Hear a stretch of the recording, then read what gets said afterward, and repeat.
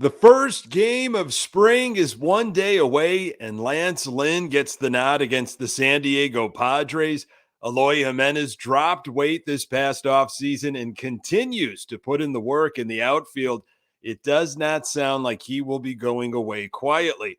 And Tim Anderson wants more positive vibes this season, but also wants to stay with the White Sox for many more years.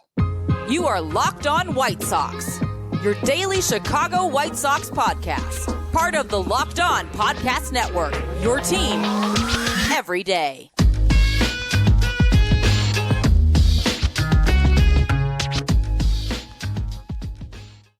Hey, Sox fans, welcome to Locked On White Sox. Thank you for making Locked On White Sox your first listen each and every day. We're free and available on all platforms. Follow us on Twitter at Locked On Sox. Also, subscribe to our YouTube channel. Just search Locked On White Sox. This episode is brought to you by FanDuel Sportsbook, official sportsbook of Locked On. Make every moment more. Visit fanduel.com/lockedon today to get started. Hey, I'm your host, Nick Morawski, a lifelong diehard Chicago White Sox fan, recording this podcast just blocks from the ballpark in beautiful Bridgeport. You can find me on Twitter at Nick_GGTB. Locked On White Sox is part of the Locked On Podcast Network, your team every day. Hey, welcome back to Locked On White Sox. The White Sox are back in action on Saturday. Catch it on NBC Sports Chicago. Hey, really appreciate you passing this podcast along to other White Sox fans in your life as we inch closer to opening day. Just a reminder to get those questions and comments in for our Mailbag Wednesday episode. You can do that at lockedonsox@gmail.com. So spring training 2022 didn't go that great for the Chicago White Sox. They were 9-10 last year in Arizona with a minus 27 run differential, which was the second worst in all of baseball. So here we go, just a day away from the Sox getting things going. First game, of course, Saturday. It is going to be one of, I believe, 6 that will be televised. And there was a little article in the Chicago Tribune, Paul Sullivan, a blurb about one of the reasons why there might not be as many games is just a lack of interest, according to NBC Sports Chicago. So I was talking to some other Locked On hosts, and I guess six is bad, okay, but I guess it's not terrible. I believe there are only 3 Washington National spring training games being televised, just 3. So we've got 6. I still think that is absolutely ridiculous. Phoenix, Arizona's motto is Valley of the Sun. Is it Valley of the Fun just a few miles away in Glendale? Are we having some fun yet? It sure looks like it from some of the videos that I've seen that the Sox have been putting out. Hey, baseball should absolutely be fun. Loved seeing this video. It was a short video of infielders doing just an infielder speed drill where they were just getting some baseballs peppered at them and just making sure you don't make an error, all reaction, that kind of stuff. I love seeing that. It sure seems like there are some positive vibes. Tim Anderson wants positive vibes. I think, what can you really tell from the limited articles and the video? But it sure seems like there maybe is a bit of a difference this year than last year. So again, you can't tell too much, but I'm getting a sense that things are off on the right track in terms of just some chemistry, and I hope that continues into these games because they're playing a lot of games in a short amount of time, and there's also that World Baseball Classic that kind of interrupts things for some of the players. Lance Lynn will be on the mound for the Chicago White Sox in the first spring training game. He'll pitch 3 innings, but that could change based on how he feels, according to Pedro Grifol. Again, the World Baseball Classic is March 7th through the 21st. Guys that will be participating in the Classic, I'm sure we're going to be getting a lot of work the first few weeks before they leave. And of course, Lance Lynn pitching for Team USA. So not a surprise that he's going to be on the mound on Saturday. According to Grifol, 6 or 7 regulars will play, though no Andrew Benintendi or Elvis Andrus in the first game. And speaking of fun, Eloy Jimenez has never been accused of not having fun, or at least not having a big smile on his face most of the time. And he still wants to play in right field. I think he will see some time in right field throughout the season. I really do. They're going to mix things up a little bit. And I think they're going to try to keep him active and put him out there for moments, unless maybe he absolutely is raking early on. And his offensive numbers are just crazy good. He's the DH. Why jinx anything? Why disrupt anything? But will he actually be the consistent starter in right field? I think that's what he wants. I say no. I really don't think so. I don't think he's going to be your opening day right fielder. I don't think he's going to be the consistent starter. But I have not talked to anybody that thinks otherwise. But you can't squash his dreams. He is determined to play in right field. Some more articles about him and his work ethic came out recently. Jimenez, 26 years old, getting work in right field this spring. He has had conversations with Grifol about his desires to play as much outfield as possible. We were talking, and he said, "I'm going to put you out there this spring. Give me your best," Jimenez said recently. "I'm going to do that and try to stay there because everybody here knows I don't like DH. I'm going to work to be an outfielder." Grifol appreciates Jimenez's approach and passion, I would imagine. "I love it," Grifol said. "Why would you not commit yourself and compete for a job in the outfield? He's a mainstay in our lineup, of course, but why wouldn't you want to prepare yourself and go out there and compete for a defensive job? I would do the same thing if I was in his shoes, and I want him to do that. I want him to go out there and stay hungry and compete for that right field job. He's doing a phenomenal job coming out here and really, really working hard," Grifol said. "If the time comes where he wins that job or some playing time out there, I'll communicate that with him. If the time comes where we don't see him playing much out there, I'll communicate that with him as well. That goes for everybody in this club. Everybody's going to know their role." Refreshing to hear, again, Pedro Grifol with the communication, clear and honest. I think players have got to appreciate that. I mean, who knows what was going on with the La Russa era, but I do like what Grifol has been talking about from the beginning in terms of communication. You will know where you stand, what I expect out of you. I don't blame Eloy Jimenez. Of course, you're going to want that. He's made it well known. A healthy Eloy Jimenez is what we need to be effective this season. So Eloy dropped 25 to 30 pounds since the end of last season. If you saw any pictures or video of him recently, he has slimmed down. This is what Eloy said about that. "I wanted to do it because I was like that when I was in the minor leagues and I had success. So I thought, why not do that here? The benefit is I'm quicker, I can run faster, and I feel good. Being lighter not only helps Jimenez defensively, but also at the plate.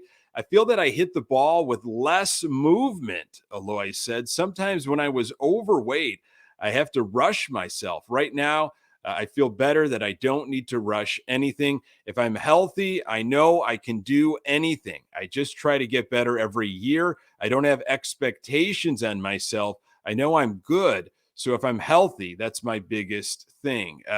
Fans have expectations for sure. Again, if he could play 140, 150 games, but let's think about 135, maybe 140. I think he's a 40-plus home run guy, easy. Dropping the weight will definitely help. I mean, takes pressure off of his knees, and hopefully he's not only dropped the weight, but maybe worked on some agility and flexibility with whatever Giolito was doing. And I'm sure the hamstrings will appreciate a lighter, a leaner Eloy. Look, a happy Eloy Jimenez is good for the Chicago White Sox, but a healthy and happy Eloy Jimenez could be great for the Chicago White Sox. Up until a few days ago, we thought Romy Gonzalez was going to have a legitimate chance at starting at second base this season. Elvis is back, of course, and Romy is completely on board. So he says. More on that in a moment. Today's episode is brought to you by Built Bar. Looking for a delicious treat but don't want all the fat and calories? Then you got to try a Built Bar. We just got through the holidays a while ago, and I know my goal is to eat a little healthier this year. If you're like me, where you want to eat healthier but don't want to compromise taste, then I have got just the thing for you. You got to try Built. With Built, healthy is actually tasty. They are so delicious, you won't think they're good for you. Perfect for that New Year's resolution if you're actually still on. What makes Built Bars so good? Well, for starters, they are covered in 100% real chocolate. That's right, real chocolate, and they come in unbelievable flavors like churro, peanut butter brownie, and coconut almond. Not sure how Built does it, but these bars taste like a candy bar while maintaining amazing macros. And what's even better is that they are healthy. Only 130 calories and 4 grams of sugar with a whopping 17 grams of protein. And now you don't need to wait around to get a box in the mail. For years, we've been talking about ordering your Built bars at Built.com. And now you can get them at your local Walmart or Sam's Club. That's right. Head to your nearest Walmart today. Walk up to the pharmacy section and grab yourself a box of Built bars. You can pick up a 4-bar box of cookies and cream, double chocolate, or coconut puffs. If you're close to a Sam's Club, run in and grab a 13-bar box with our hit flavors, brownie batter and churro. So it sure seems like Romy Gonzalez is good to go. A lot of articles out there over the last couple days, just where his mindset is now that Elvis Andrus is back and will most likely, barring some injury or some unforeseen issue, he'll be your starter for second base come March 30th. So no animosity on the part of Gonzalez, who is focused on sharpening his tool set around the diamond. This is an article from Scott Merkin. Maybe you read it on whitesox.com. Really enjoyed the quotes here. This is what Romy had to say. Elvis is one of my favorite teammates. I learned a lot from him. Our team definitely got better with him joining us. I couldn't be more happy. Again, that's Romy Gonzalez. I just can control what I can control, my attitude and effort. But yeah, nothing but good things. Our team definitely got better with Elvis coming back. This is his 15th season. It just goes to show the kind of player he is. It doesn't really change much for me. I had spoken with manager Pedro Grifol. He really wanted me to get work everywhere. I think I can play everywhere pretty well. So yeah, just continue to go out and go about my business, work hard, and show what I can do. I look from a fan perspective. I love that mentality. Gonzalez is a young guy, and here's Elvis Andrus. He has done a lot in this league and had some time with the Chicago White Sox last year. I think Gonzalez saw what was going on with Andrus like that. I think they had a bit of a relationship, and it was positive. And of course, he had to have heard what Elvis Andrus was saying about wanting to come back, and it didn't happen for a long, long time, obviously. But Romy Gonzalez kept putting the work in, and I think that competition is good. I really do believe it's going to be a benefit for Gonzalez to, learn from Elvis Andrus, as it will for Lynn Sosa, and battle against each other. But I think you got to develop that chemistry with your shortstop. And I think it's great that we know who our starting second baseman is going to be. It's going to be Elvis Andrus, and Anderson, which, there were video yesterday of them taking Infield together. Develop that chemistry right away. We don't have to worry about like who's going to win the battle. Anderson's kind of waiting. Like, well, who's going to be the main guy I'm going to be working with? We know who it is. It's Elvis Andrus. But the fact that, if he can play all over the field, I think that's great. He will be valuable to the White Sox. And I like where his head is at.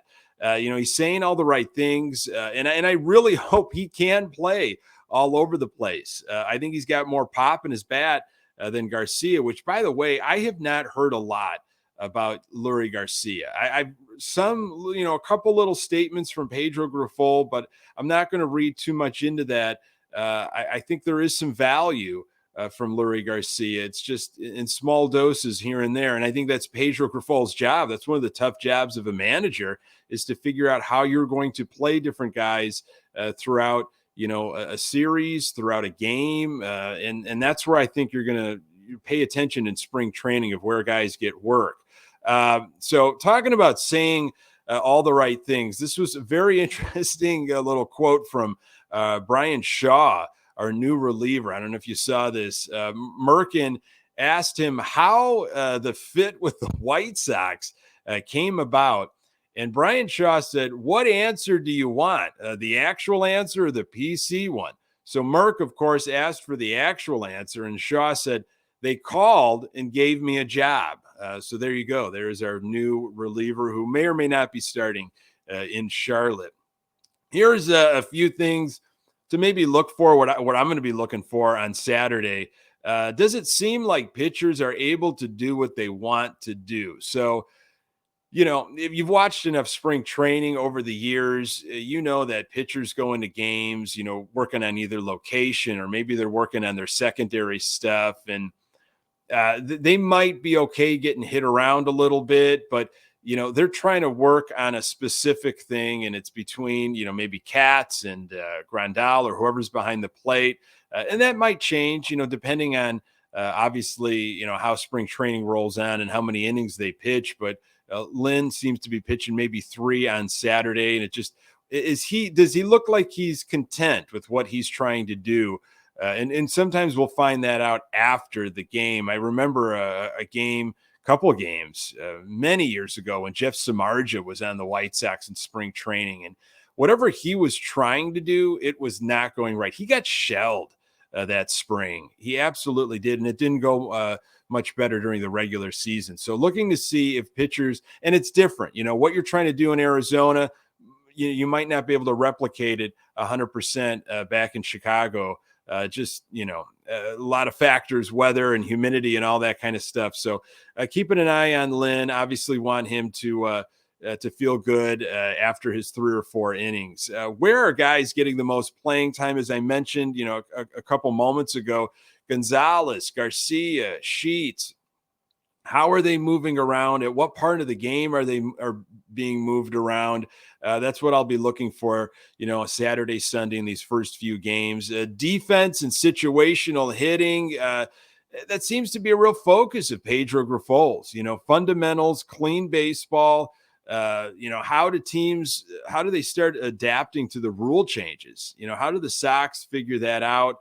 And I think earlier the better, right? I think the teams that are going to be successful early in the year, obviously a lot goes into it, but the teams that can figure out the rule changes and adapt to those quicker, I think are going to have early success. And then weather, weather could play a factor. I think Grifol had mentioned it was raining in Arizona on Thursday, and they weren't sure if they were going to practice. It looks like the temps are pretty cool out there. So that could affect some things. You might not see guys playing necessarily. Maybe the conditions are a little rough. Maybe guys are taking it a little easy, so they're not pulling anything with the conditions the way they are out there. So I think things are going to warm up. And again, just those little tidbits for Saturday and Sunday, but exciting to have some Sox baseball to watch. Tim Anderson is ready to start the season fresh, and hopefully things stay positive this year. He's also making it well known again that he wants to stay in a White Sox uniform. More on that in a moment. Today's episode is brought to you by FanDuel. The midway point of the NBA season is here, and now is the perfect time to download FanDuel, America's #1 sports book, because new customers get a no-sweat first bet up to $1,000. That's bonus bets back if your first bet doesn't win. Just download the FanDuel Sportsbook app. It's safe, secure, and super easy to use. Then you can bet on anything from the money line to point scores and threes drained. Plus, FanDuel lets you even combine your bets for a chance at a bigger payout with a same-game parlay. So don't miss the chance to get your no-sweat first bet up to $1,000 in bonus bets when you go to FanDuel.com/lockedon. That's FanDuel.com/lockedon to learn more. Make every moment more with FanDuel, an official sports betting partner of the NBA. Our shortstop, some would say the player that, stirs things up for the Chicago White Sox. Without him, it is a different team. Tim Anderson, he wants to stay in a White Sox uniform for many years to come. Merck had the article. There were a couple other blurbs I saw about Tim Anderson talking about his time. And not necessarily that, he wants it to get figured out now, but I feel like he's getting a little impatient. Even with $14 million club option held by the Sox for 2024, the culmination of a 6-year, $25 million extension is coming to an end soon. Anderson hopes that a big deal comes with the White Sox, and for pure peace of mind, preferably sooner rather than later. This is what Anderson said. I'm on two option years, and we let it get here, and it's like, man, I kind of want to know where my feet are going to be at the next whatever years it is. And I want to know what I'm going to be at, Anderson said. I'm so comfortable with where I'm at right now. I'm just kind of really anxious to see what it is. I would rather be comfortable as quick as I can. I have a lot of things that are going on with kids and just family. Being comfortable is huge for me. So no, I'm not promoting pay me. It's just that's what's really going on. Everybody knows I want to be here. It's no secret. Will the Sox pay him? He's seen what those shortstops are making. I don't know if he's necessarily in some of those, upper class there with making those huge contracts, but you never know. It might be a thin shortstop class in a couple years when it comes to free agency. We'll see what he can do. If he can stay healthy and put up some similar numbers, Sox maybe get some, national attention a little bit. Maybe he gets more national attention. You never know. Could the Sox really break the bank for Tim Anderson, or is it going to be a pitcher like maybe Dylan Cease? They've got decisions to make. Anderson lobbying right now, smart on him. He wants to stay with the White Sox.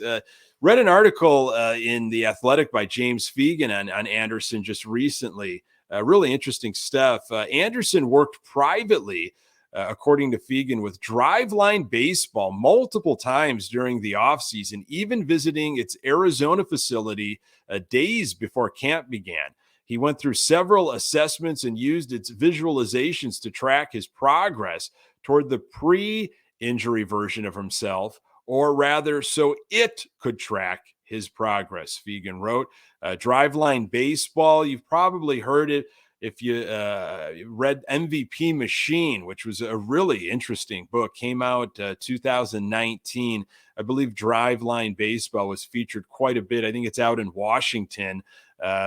Fascinating facility, a really good book if you haven't read that book, MVP Machine. This was more from Anderson. I wasn't really data searching. That's more their job. I was just making sure I was in the best position to fire and make sure I was getting the most out of my body. If you do that, then obviously the data is going to do what it does anyway. If you're in the right position, so I wasn't really searching for anything. I was just really trying to make sure I was getting my correct swing off in the right position. I feel like it got me back to really my foundations, Anderson said. As far as my base and my setup, I wasn't really searching for nothing else. I was searching for the correct load and making sure I put my body in the best position to fire strong and effortless. Really interesting stuff. He's been put on the map, but I know he's got way more that he wants to prove. And again, I think it goes without saying, but a healthy Anderson and this White Sox team is completely different. So will the White Sox give him the money he wants, or where the money's going to go to a pitcher? That's what we're going to be paying attention to over the next couple of years. Folks, enjoy those first spring training games in any way that you can. Saturday and Sunday, both roughly 2 p.m. local Chicago time. Televised on Saturday, of course, NBC Sports Chicago, then maybe through the MLB app. If you have MLB TV on Sunday, you might be able to get the radio feed. I have traditionally. Usually you can get, even if it's if the Sox are on the road, you'll get the away team's feed in spring training. If you've got MLB TV, and if you are a season ticket holder, that package usually comes with that. So check that out. Hopefully you're able to enjoy one or both games. It's here. Very exciting. Really appreciate you making this podcast part of your daily routine. You can find the Locked On White Sox podcast absolutely everywhere you find your podcast. We're on Twitter at Locked On Sox. You can find me on Twitter at Nick_GGTV. Hey, and don't forget to subscribe to our YouTube channel and get your questions in for next week's Wednesday mailbag at lockedonsox@gmail.com. Thanks for making Locked On White Sox your first listen. I'll make your second listen Locked On MLB Prospects. Host Lindsey Crosby is a prospect encyclopedia, and he's going deep on the MLB stars of tomorrow. It's free and available wherever you get your podcasts. Coming up on the next episode, I'll have some actual game recaps from the weekend. That was coming of spring training, our first two games for the Chicago White Sox. Hey, appreciate you making time for the Locked On White Sox podcast. I'm Nick Morawski. Until next time, go Sox.